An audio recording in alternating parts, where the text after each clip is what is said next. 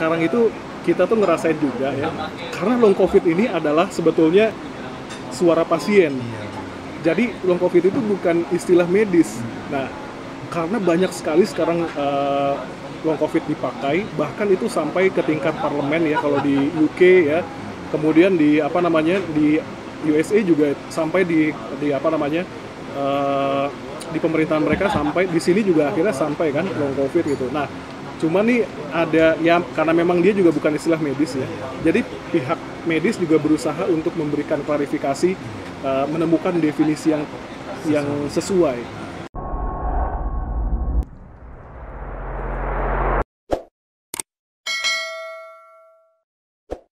Namaku Juno Simorangkir. Aku orang Batak ya. Aku tinggal di Jakarta Selatan, di daerah Mampang. Aku sehari-hari bekerja sebagai karyawan swasta. Cuman ya selama pandemi ini aku masih WFH. Jadi masih full tuh WFH. Belum ada masuk kantor sama sekali. Paling sekali-sekali aja gitu.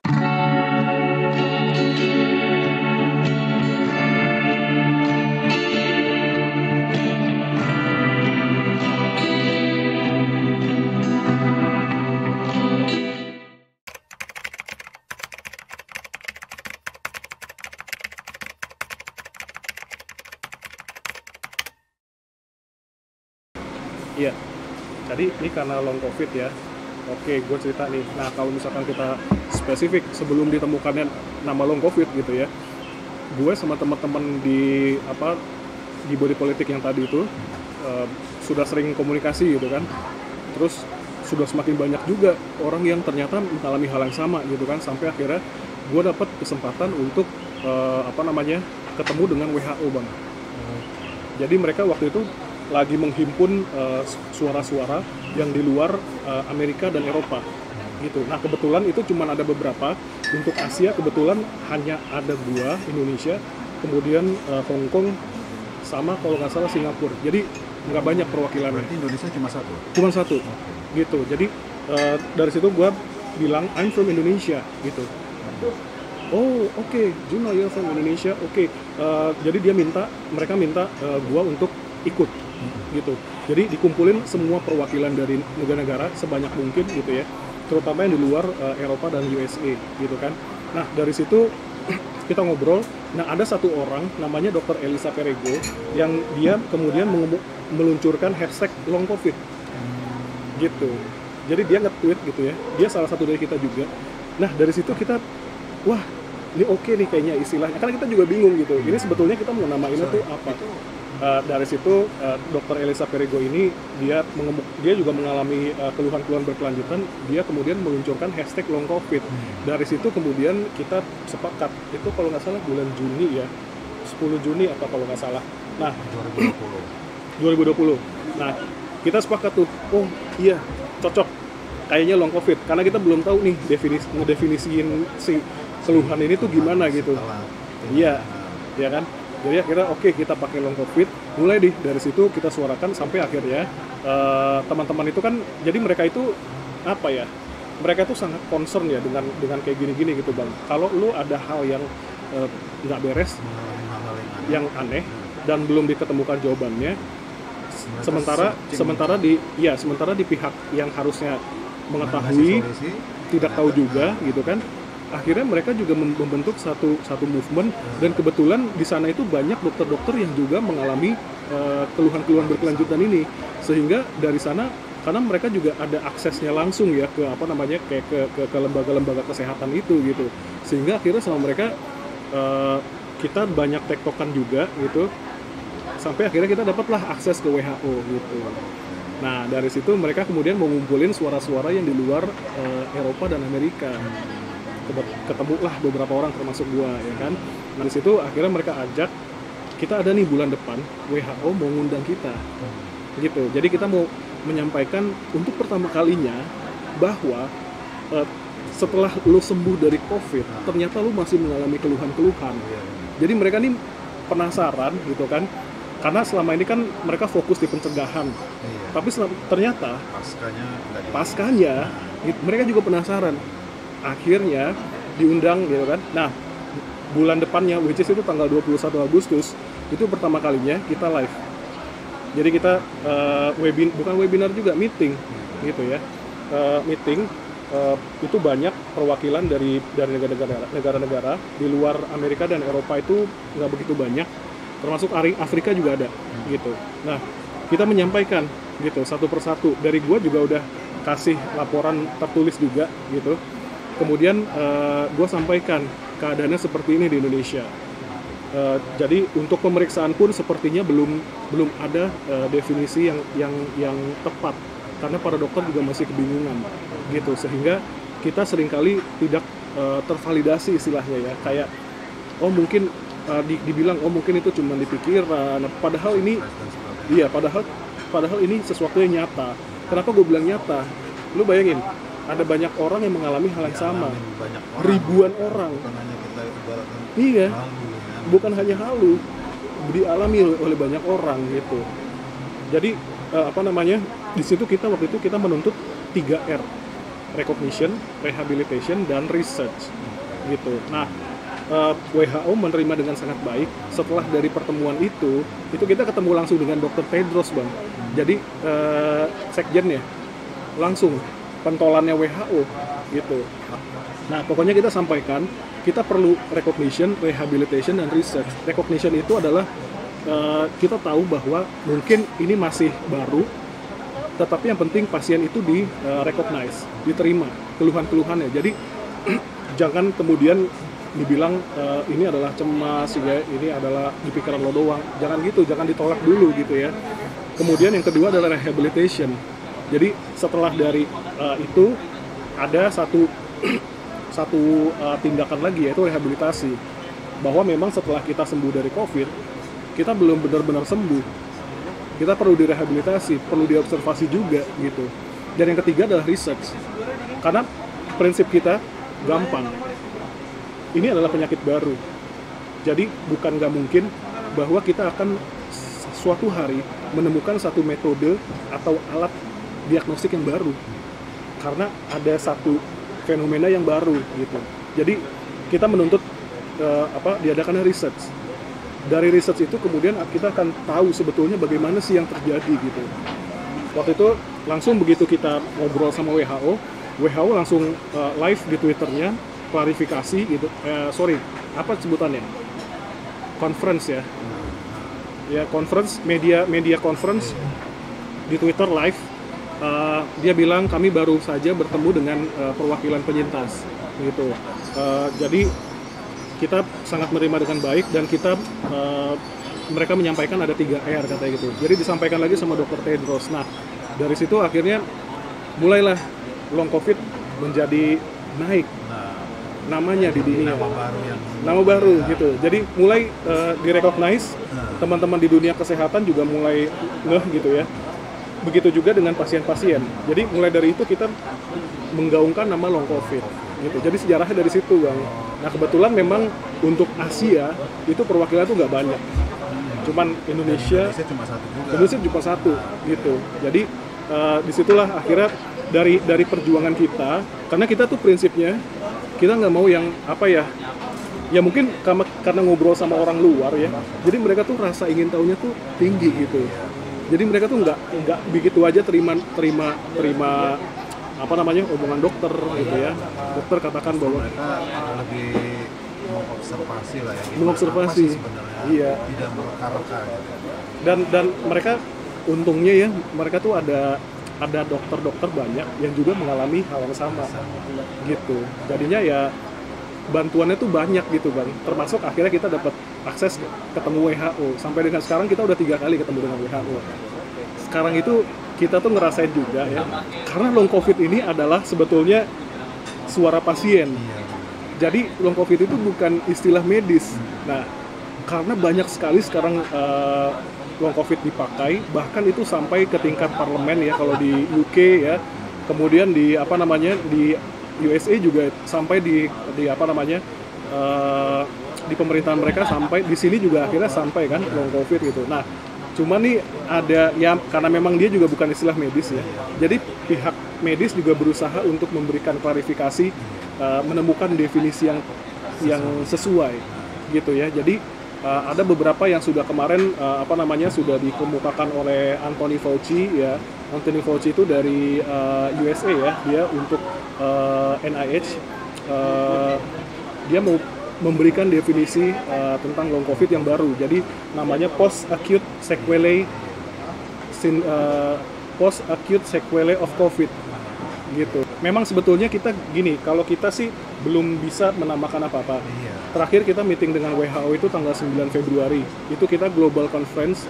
Jadi itu meeting terakhir manggil semua pakar kelas dunia dan semua perwakilan penyintas diundang. Itu termasuk aku, CSI itu diundang juga.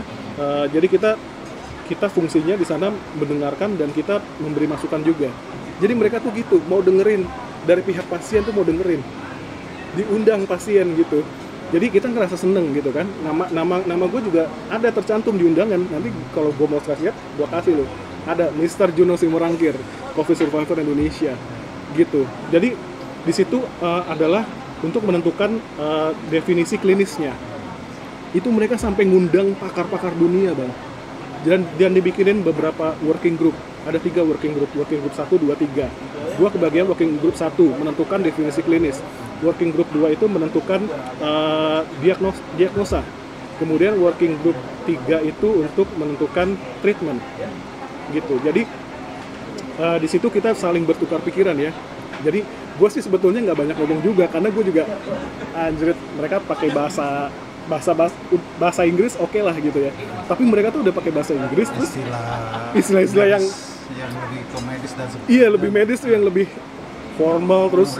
Aduh, dia ngomong apa gitu kan. Tapi gue berusaha cerna ya. Gue berusaha kasih masukan juga sesuai dengan yang gue alami ya kan. Gue sampaikan gitu kan. Jadi di situ kita kolaborasi lah gitu. Nah di working group 2, 3 juga masing-masing dari kita juga nanti ada kasih satu kesimpulan gitu. Nah sekarang itu masih ongoing penelitian oleh WHO dan WHO sebetulnya belum mengeluarkan definisi resminya gitu. Jadi yang kemarin kita dengar post acute sequelae of COVID itu PASC itu sebetulnya yang mengeluarkan adalah Anthony Fauci itu dari USA. Nah sementara dari WHO sendiri belum ada dikeluarkan karena kita semua masih berkolaborasi ya, menentukan ini sebetulnya gimana. Dari phenotype yang juga kita lihat ya kan, dari patofisiologinya juga banyak hal yang kita lihat gitu. Jadi kita belum bisa menentukan definisinya, tapi kalau misalkan ada pihak-pihak yang kemudian berusaha untuk mengeluarkan opininya gitu ya silakan aja gitu, kita tampung dulu gitu. Tapi ya teman-teman sih banyak yang masih menggunakan long COVID gitu.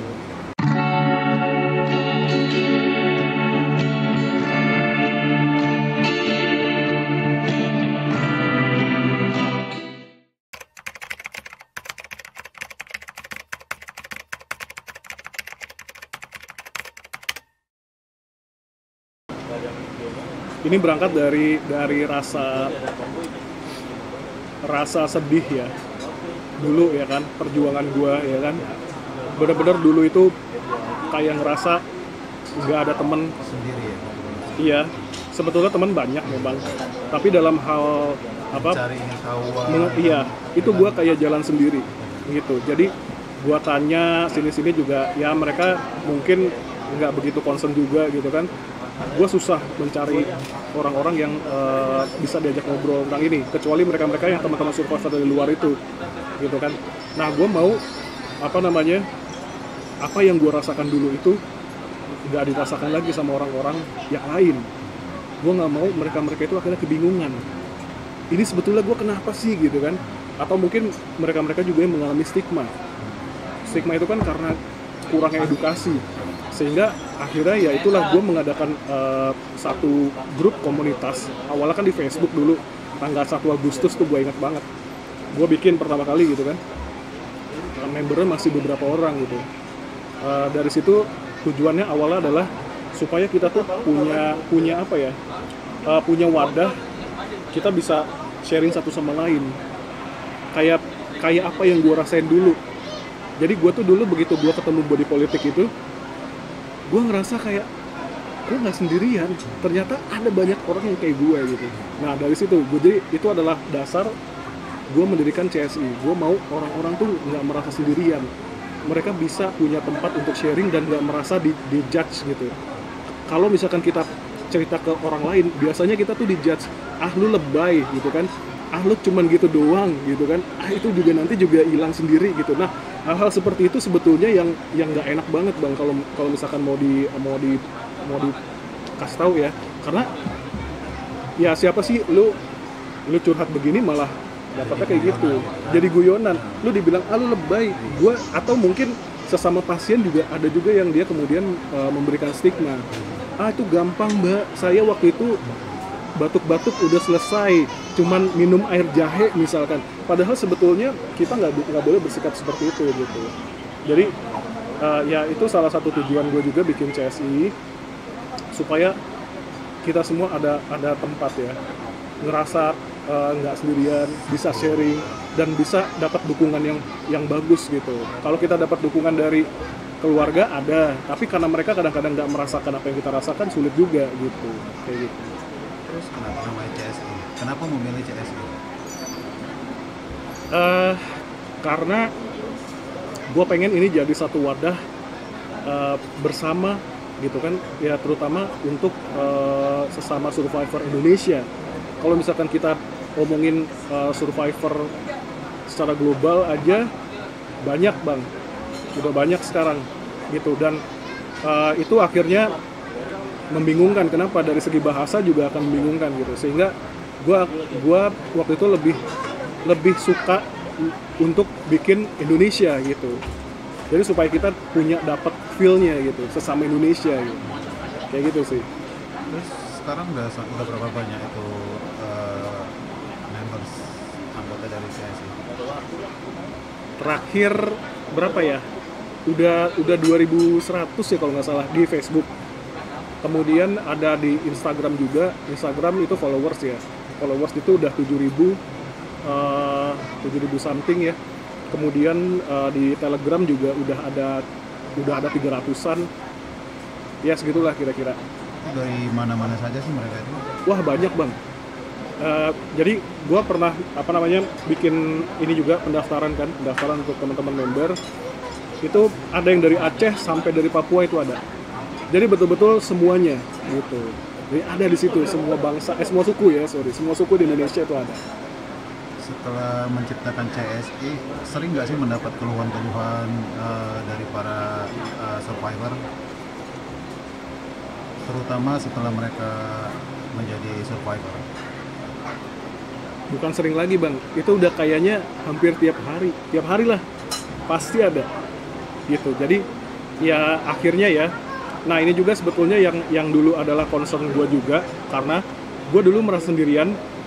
Dugaan gue karena orang-orang belum tahu mengenai long covid ini, bahwa setelah lo sembuh, lo dapat negatif, belum tentu lo sembuh sebetulnya, karena kan edukasinya tuh masih ya kamu kalau negatif berarti sembuh, padahal enggak. Nah, gue duga orang-orang itu banyak yang berpendapat dia sudah sembuh, ketika dia mengalami keluhan itu nggak ada kaitannya dengan COVID gitu. Nah, itu yang jadi perkiraan gue ya, which is bisa dibilang benar juga. Sekarang setelah long COVID semakin gencar, semakin banyak juga orang ternyata yang mengaku, yang mengutarakan juga, oh iya benar, banyak DM yang masuk ke CSI gitu ya.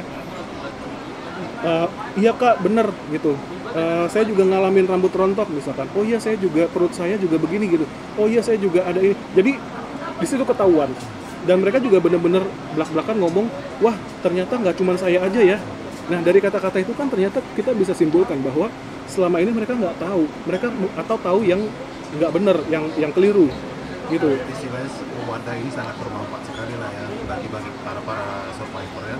Yes, bermanfaat banget gitu. Jadi dari situ mereka yang tadinya mereka nggak tahu, sekarang mereka jadi tahu gitu. Terus apa sih langkah selanjutnya dengan terbentuknya CSI ini? Oke, sebetulnya fokus kita itu ada di edukasi gitu. Jadi kita mau bikin CSI itu adalah suatu wadah edukasi, informasi untuk teman-teman penyintas khususnya dan masyarakat pada umumnya gitu. Kemudian yang kedua adalah kita memerangi stigma Karena memang sampai dengan saat ini stigma itu sebetulnya di perkotaan jarang ya, walaupun masih ada, tetapi di daerah-daerah itu masih sangat banyak gitu, terutama di tingkat kabupaten, desa ya, itu banyak sekali masalah stigma. Dan ini sebetulnya kita ada concern ke arah sana. Beberapa hal yang udah kita lakuin, salah satunya itu kita kemarin bikin kampanye Beat the Stigma. Jadi kita bikin kayak pakai Twibbon gitu ya. Itu ada pesan-pesannya semua di situ. Teman-teman bisa download di twibbonize.com /beat stigma. Nah, di situ ada template-nya. Teman-teman bisa pakai banyak wording-wording ya, kata-kata, kalimat yang bisa dipilih gitu. Nah, itu adalah salah satu strategi kita untuk memerangi stigma ini gitu. Kemudian yang terakhir kita juga fokus di advokasi untuk long covid. Jadi kita mau supaya long covid ini benar-benar menjadi perhatian yang serius, baik dalam kedokteran kita maupun di level pemerintah terutama. Kenapa? Karena sekarang ini masih banyak jadi dampak long covid ini sudah merambah kemana-mana Bang. Nggak cuman ke kesehatan kita, tapi dampak sosial dan ekonomi itu ada sampai ke situ. Jadi kalau ekonomi nih ya, sekarang ini banyak orang yang mengalami pengurangan upah. Ada yang nggak digaji karena nggak dianggap produktif. Kemudian ada juga bahkan yang dipecat karena bosnya bilang, kamu kok setelah sembuh udah nggak produktif lah, udah nggak serius lagi kerjanya. Bingung kan kalau pas si karyawan itu mau jelasin seperti apa, bosnya bilang kan kamu sudah negatif, udah sembuh dong. Akhirnya dia dipecat. Ada juga bahkan yang mereka banyak ya, mereka yang kemudian secara sukarela mengundurkan diri. Nah, ini kan berarti ada efek-efek yang nggak kita lihat gitu. Nah, ini tuh concern kita banget gitu. Jadi bagaimana kemudian kita bisa membawa isu long covid ini untuk diseriusin. Edukasinya tuh harus bener gitu, karena efeknya di masyarakat itu sangat, damage-nya tuh sangat tinggi sekali gitu. Kayak gitu sih Bang. Dan ini tidak terlihat oleh kita yang biasa.